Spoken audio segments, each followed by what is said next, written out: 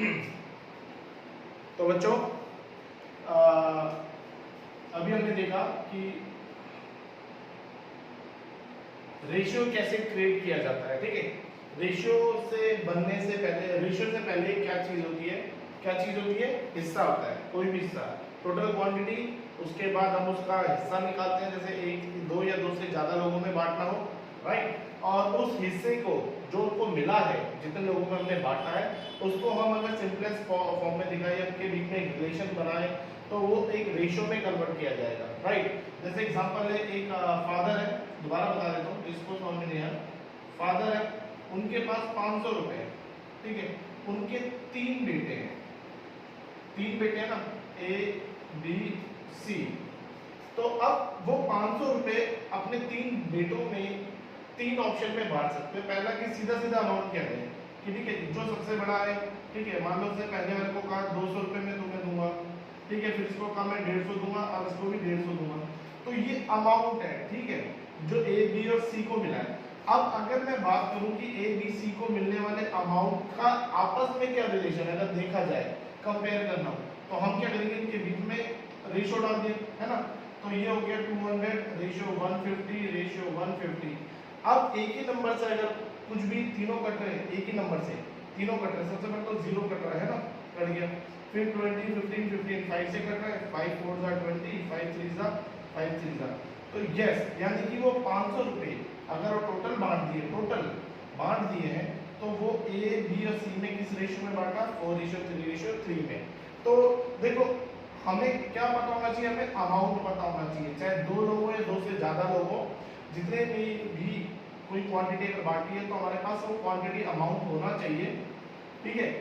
उसको हम रेशियो में आराम से कन्वर्ट कर सकते हैं, ठीक है। अब इनके पास कितने ऑप्शन थे, 3 ऑप्शन थे, ये बात याद रखना, मैं पहले से ही बता रहा हूं, ताकि आगे क्वेश्चन जब आए तो आप आसानी से उसे समझ सके कि हमें करना है क्या एग्जैक्टली। हमारा काम है अमाउंट में लेके आना। तो पहला ऑप्शन है कि सीधा सीधा वो अमाउंट में दिया हो, ठीक है। दूसरा परसेंटेज में दिया हो, तीसरा क्वेश्चन में दिया हो कि इतना हिस्सा उसका है, इतना हिस्सा उसका है, बोलते हैं ना, 1/5 पार्ट, 1/4 पार्ट, 2/3 पार्ट, ऐसे, क्लियर है। तो इन तीनों में से जिस भी ऑप्शन में दिया, आपने अमाउंट तक पहुंचना है और अमाउंट के बाद रेशियो निकाल देना है। और अमाउंट तक कैसे पहुंचते हैं वो मैं लास्ट वीडियो में बता चुका हूं, ठीक है। तो अब हम चलते हैं बेटा आगे रेशियो से, कि रेशियो में हमें कुछ प्रॉपर्टीज पढ़नी है, क्लियर है, और उसके ऊपर क्वेश्चन करने हैं। तो आज का जो टॉपिक है हमारा वो है प्रॉपर्टीज, जो हमें पता होनी चाहिए। देखो, मैथ्स ना बहुत ही आसान है, बहुत ही आसान है। हर टॉपिक को सीखने का एक ही तरीका पकड़ लो, चाहे वो कोई भी चीज हो। जैसे बच्चे बोलते हैं ना, सर हम ट्रिग्नोमेट्री हमारी वीक है, ठीक है, 10 से लेकर 12 तक ट्रिग्नोमेट्री चलती है, बच्चों की वीक होती है ना, एपीजीटी हमारी वीक है, या कोई भी टॉपिक बोलो, मैं पर्टिकुलरली नहीं बोलूँगा, सब पे ये रूल लागू होता है कि अगर कोई भी आप टॉपिक पढ़ रहे हो ना, उस टॉपिक के बेस एलिमेंट्स होते हैं कुछ। आप क्वेश्चन पे जितना प्रैक्टिस करते हैं ना, फोकस करते हैं, उससे पहले उसके एलिमेंट पे फोकस कीजिए, राइट। तो आपसे वो टॉपिक आसानी से हो जाएगा, कोई भी टॉपिक आपको मुश्किल लगेगा नहीं। बच्चे क्या करते हैं कि फॉर्मूले पे फोकस नहीं करते हैं, एलिमेंट पे फोकस नहीं करते, सीधा क्वेश्चन आएगा तब फोकस करेंगे। तो प्रॉब्लम ये है कि बेस अंदर घुसता नहीं है और आउटपुट वो दे नहीं पाते। तो अभी जो बताने जा रहा हूँ, यानी कि हर टॉपिक में हम पहले क्या करेंगे, बेस एलिमेंट, यानी कि उस चैप्टर के लिए इंपॉर्टेंट एलिमेंट्स क्या है वो उस पर फोकस करना जरूरी है, देन क्वेश्चन पे फोकस करेंगे, ठीक है। क्वेश्चन चुटकियों में हो जाएंगे, तो पहले फोकस करिए उसके एलिमेंट, यानी कि उसके बारे में हमें कुछ चीजें, कुछ बातें जो पता होनी चाहिए, वो क्या है। चलो देख लो, सबसे पहले कुछ रेशियो से रिलेटेड। रेशियो मैंने बताया था, ए रेशियो बी होता है, ठीक है। ए को क्या बोलते हैं बच्चों, एंटीसीडेंट, और बी को बोलते हैं कॉन्सिक्वेंट, चाहे इसको फर्स्ट टर्म बोल लो, उसको सेकंड टर्म बोल लो, ठीक है। ए रेशियो बी को हम ए अपॉन बी भी लिख सकते हैं, ठीक है, क्लियर है। और आगे चलते हैं जरा, अब इसकी प्रॉपर्टीज के बारे में बात कर लेते हैं। सबसे पहला कि कुछ प्रॉपर्टीज है जो हमें पता होनी चाहिए, जैसे कि ए अपॉन बी, ठीक है। अगर ए बड़ा है बी से, तो इसको हम बोलेंगे ग्रेटर इनइक्वालिटी,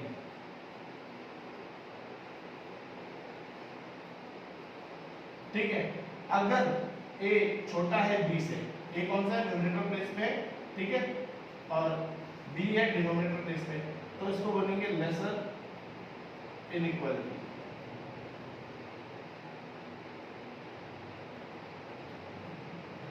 ठीक है बच्चों, पहली बात ये याद रखनी। अब कुछ चीजें जैसे कि a रेशियो b, ठीक है, सबसे पहली चीज जो आपको पता होनी चाहिए कि duplicate of ratio, duplicate of ratio क्या होता है। अगर a रेशियो b है, इसका डुप्लीकेट निकालना है, तो डुप्लीकेट का मतलब है दोनों का स्क्वायर कर दो, ठीक है।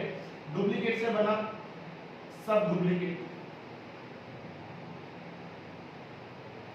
ये बेसिक चीजें हैं, तो मैं इसमें थोड़ा फास्ट बता रहा हूं। सब duplicate of ratio a ratio b क्या होगा जी, इसका अंडर रूट कर दो, under root a ratio under root b, ठीक है। डुप्लीकेट था उसका स्क्वायर कर दिया, सब डुप्लीकेट उसका अंडर रूट कर दिया। तीसरा triplicate, triplicate of a ratio b, तो अगर a रेशियो b का ट्रिप्लीकेट तो a cube ratio b। Triplicate से क्या बनेगा, डुप्लीकेट से क्या बना था सब डुप्लीकेट, तो ट्रिप्लीकेट से क्या बनेगा सब ट्रिप्लीकेट। तो क्यूब का क्या हो जाएगा क्यूब रूट। कंबाइन मत लिख देना बेटा, ठीक है, अलग अलग ही रखना, ठीक है ना। तो अभी हमने क्या पढ़ा बेटा, पहला अगर a रेशियो b है, a ग्रेटर देन b है, तो उसको बोलेंगे ग्रेटर इनइक्वालिटी, ठीक है। और अगर a जो है b से छोटा है तो उसको बोलेंगे लेस इनइक्वालिटी, ठीक है।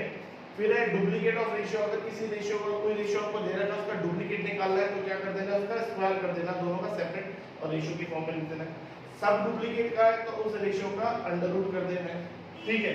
अच्छा ट्रिप्लीकेट, ट्रिपल वर्ड से मतलब है डुप्लीकेट डबल कर दिया, ट्रिप्लीकेट ट्रिपल कर दिया तो क्यूब कर दिया, ठीक है। सब ट्रिप्लीकेट मतलब क्यूब रूट कर दिया, क्लियर है। फिर इसके बाद आगे बढ़ते हैं 5वें नंबर पे, इनवर्स ऑफ द रेशियो।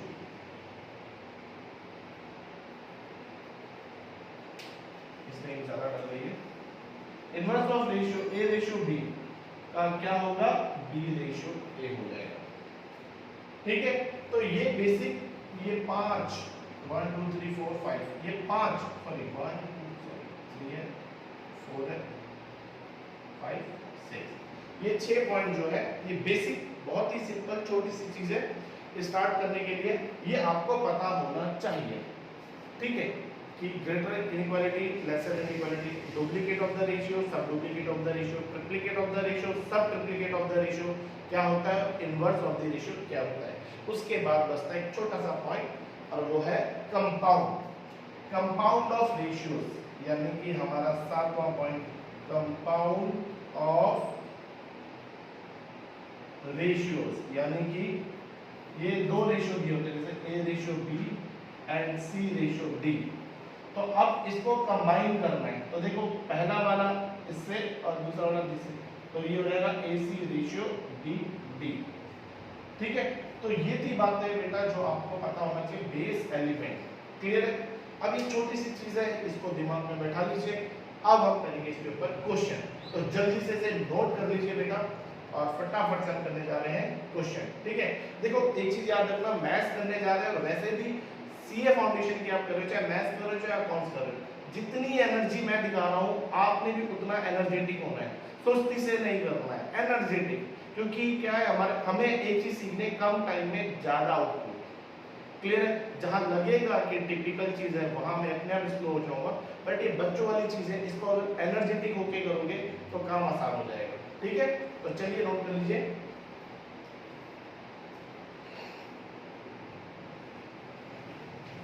तो चलिए बच्चों अब करते हैं क्वेश्चन स्टार्ट। देखो क्वेश्चन स्टार्ट करने से पहले एक और चीज बता दूं, अगर कोई भी रेशियो जैसे a रेशियो b, ठीक है, a रेशियो b का मैं एक एग्जांपल ले रहा हूं, जैसे आपने ले लिया 15 रेशियो 20, ठीक है।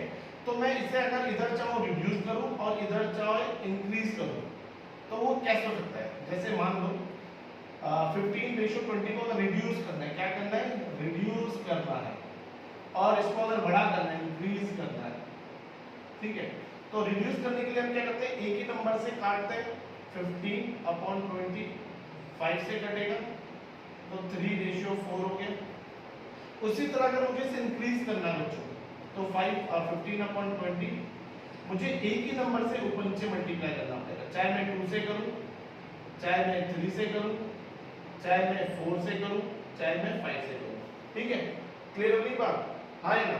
तो ये चीज ध्यान रखना कि अगर मुझे इंक्रीज करनी है या रिड्यूस करनी है तो एक ही नंबर से डिवाइड होगा और एक ही नंबर से ऊपर नीचे मल्टीप्लाई होगा, ठीक है। तो चलो इसका आगे यूज होगा, कहाँ पे होगा मैं बताऊंगा। अब करते हैं पहला क्वेश्चन, ठीक है। चलो पहला क्वेश्चन है, the inverse ratio of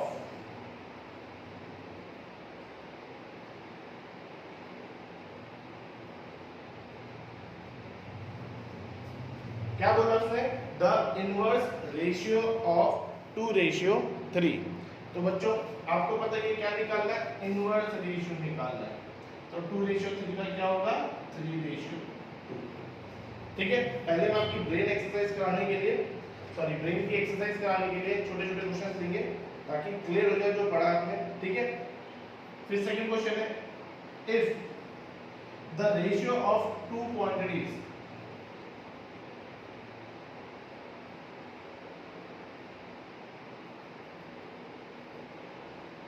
ratio of two quantities is 2:3, कितना है, 2:3, if the antecedent is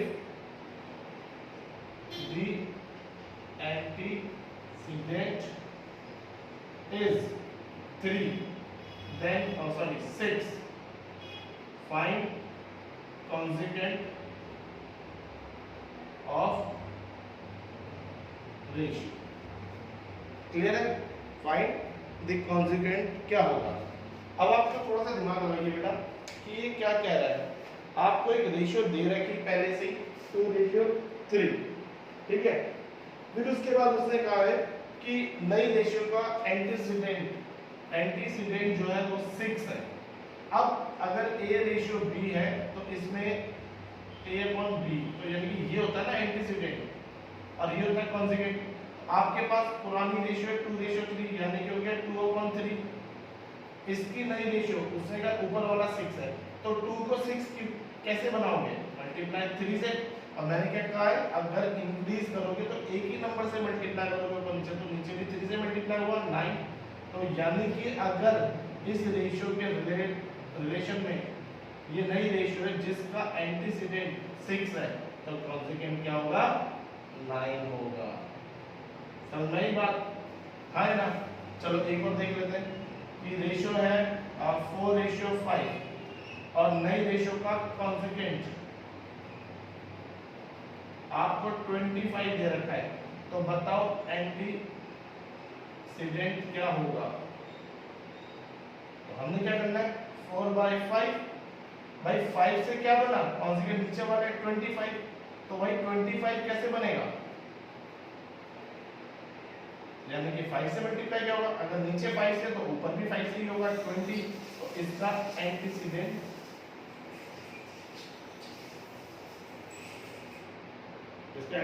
क्या होगा, 20। समझ में आया बच्चों, आगे बढ़ते हैं अगला question.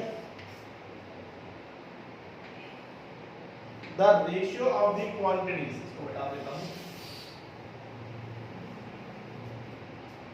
the ratio of the quantities is 5:7। एक रेशियो है 5:7, ठीक है। if the consequent of its inverse ratio is 5, wow, consequent of inverse of ratio 5 है, ठीक है। क्या है, consequent of the inverse ratio is 5, the antecedent what, antecedent क्या होगा,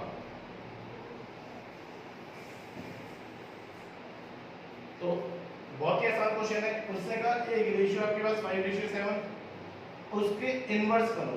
5:7 का इनवर्स हो गया 7:5। उसका क्या का है, कॉन्जुगेट 5 है। हाँ जी ठीक है जी, कॉन्जुगेट 5 है, तो यानी कि सेम है, तो यानी कि इसका एंटीसीडेंट भी सेम ही होगा, नहीं होगा?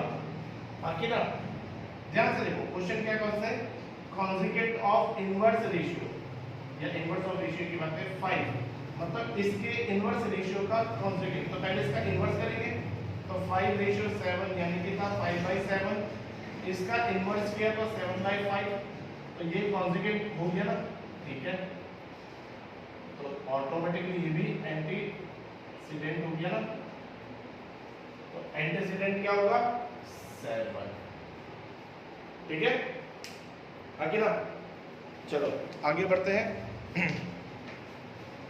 एक और क्वेश्चन लेते हैं, the ratio compounded of, yes बच्चों, द रेशियो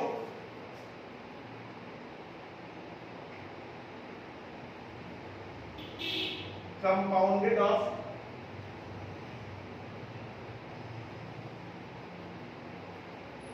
2:3, 9:4, 5:6 and 8:10, ठीक है, मतलब the ratio compounded of this, ये इतनी रेशियो आपको दे रखी है, इसका क्या निकालना है, कंपाउंडेड निकालना है। मैंने आपको बताया था 2 या 2 से ज्यादा रेशियो हो तो उनका कंपाउंडेड कैसे निकालेंगे, इसकी फर्स्ट टर्म, ठीक है, 2 into 9 into 5 into 8, ratio 3, 4, 6, 10, 3 into 4 into 6 into 10, तो 2 9s are 18, 8 5s are 40, तो 18 4s are 720, ratio 12 6s are 720, तो यानी कि 1:1। समझ में आया बच्चों? ठीक है, अगला क्वेश्चन है बेटा, थोड़ा सा मैं लेवल बढ़ा रहा हूं, क्लियर है? The ratio compounded of 4:9, the ratio compounded of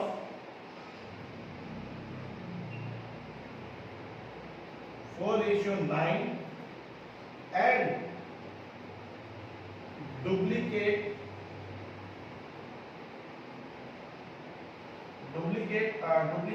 ratio of 3:4। देखो कंपाउंड रेशियो कंपाउंड करना है 4:9 का एंड इसके डुप्लीकेट का। बच्चे ना समझने में गलती कर देते हैं, पहले इस पर ध्यान से समझ लो। उसने कहा कंपाउंड रेशियो निकालना, ठीक है कर लेंगे जी, किसका 4:9 and duplicate of this, duplicate का मतलब क्या था, स्क्वायर, तो 3 का स्क्वायर 9, 4 का 16।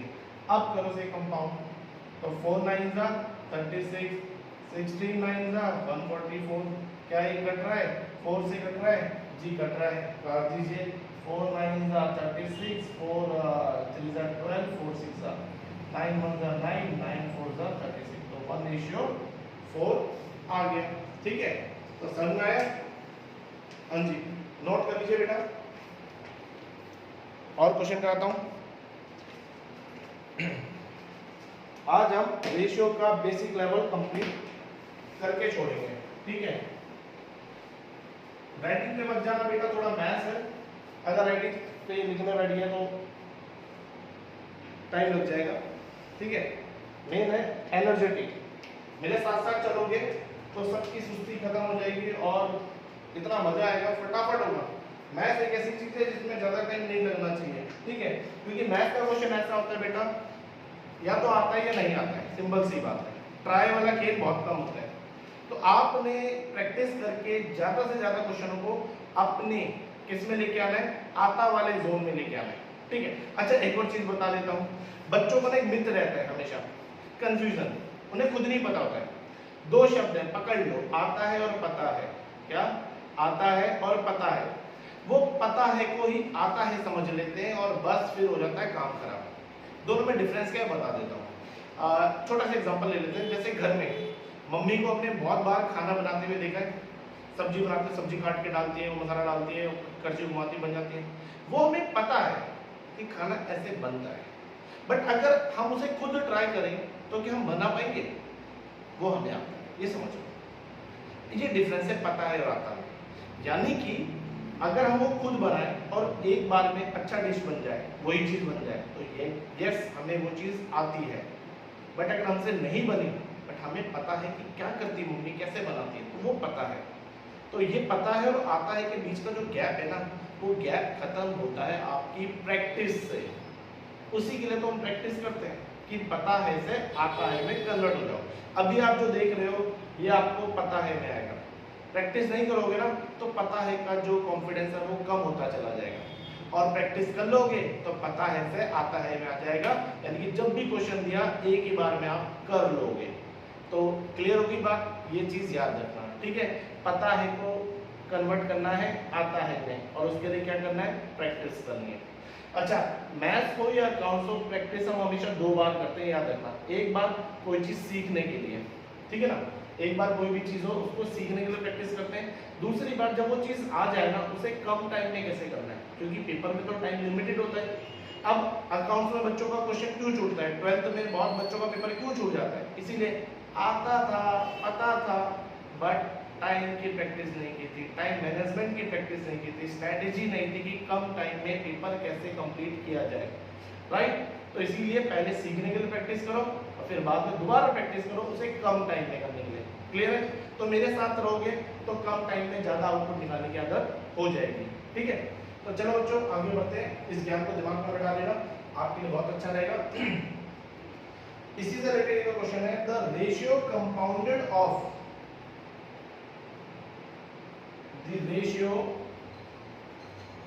compounded of 4:9,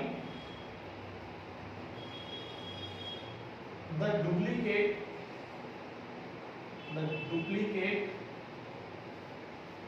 ratio of 3:4, the triplicate ratio of 2:3,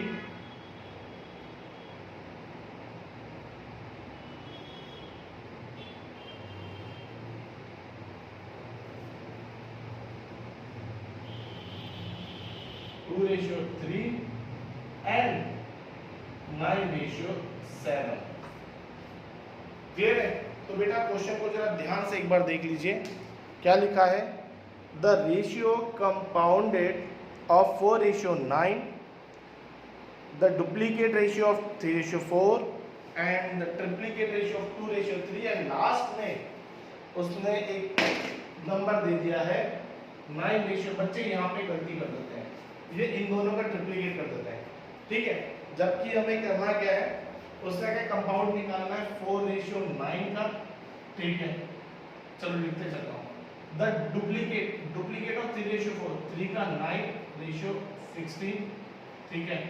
फिर का ट्रिप्लीकेट ऑफ दिस 2 का ट्रिप्लीकेट 8, 3 का 27 और 9 एंड लिखा बेटा, तो इसका मतलब 9:7 एज इट इज आएगा, ठीक है। अब इसका निकाल लो, यानी कि 4 into 9 into 8 into 9 ratio 9 into 16 into 27 into 7।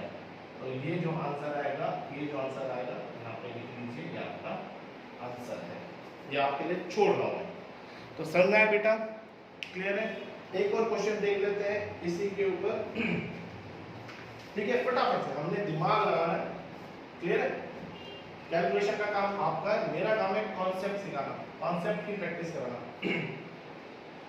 तो अगला क्वेश्चन है बेटा आपके सामने, ये रहा, the ratio compounded of duplicate of 4:5,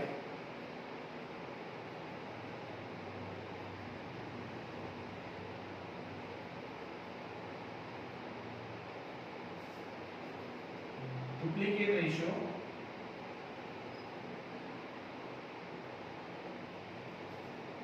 कितना ऑफ 4:5,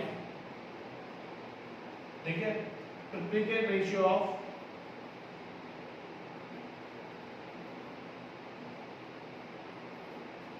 1:3,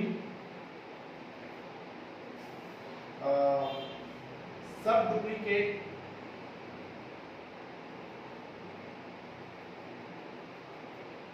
रेशियो ऑफ 81:256 and सब डुप्लीकेट